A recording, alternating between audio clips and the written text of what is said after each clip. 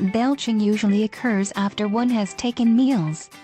Every time we swallow food, we take in some air with it. The stomach has a kind of valve that lets in whatever we eat and then quickly shuts up. This helps in keeping the stomach juices inside and not throwing up in the mouth. When too much air and gas collects in the stomach, the brain sends a message to it. The muscles of the stomach tighten up, opening the valve. The noise is produced by the escaping air vibrating in the food pipe. This is known as belching.